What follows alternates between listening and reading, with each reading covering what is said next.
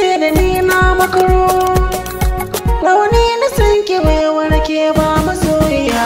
Kullum ina ta neman mafaka, ka tafi da zuciyata kai ɗaya nake jira.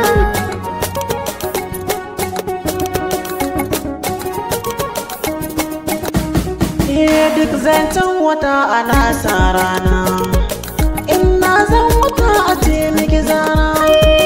Duk wani lafazi idan ba kai ba, a kasantar ka tashi in kai shara. Ko kan kurciya kira shi jawabi, sai gonar rago ake yin saura. Jirgi ba ya ce wa mota komai, in ku kana da damu doshi sahara.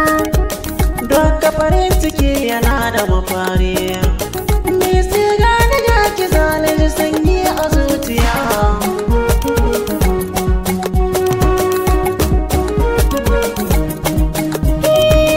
Dole cikin maza na ce maka jarmai, sai na je na gaske a gasa yaƙi. Gudu ba a yi da susar baya, gunkin jingine ki ba na masokiya. Daɗin rayuwa ka so mai sanka, duk makiyin maza na yi masa koki.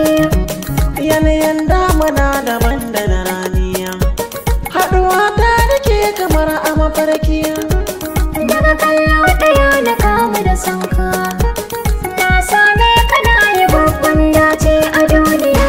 Karde ki ce da ni na makaro, Ka tafi da zuciyata kai ɗaya nake jira.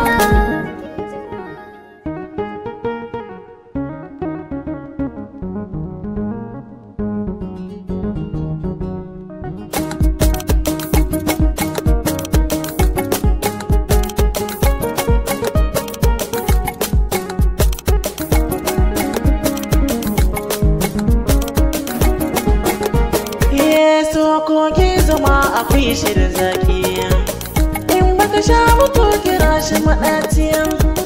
So kauna kuɗi ba za su siya ba, ni nan kai kaɗai kawai na abinci. Alwashin zago gina jallaka, ni sai na gano ki zai iya bacciya. A zamana da kai ina jin daɗi, in wata ta kula ka da ganganci. Kar da ki ce da ni ya kwane da nisa, mahaɗin rayuwa take ce da wani ki tausaya.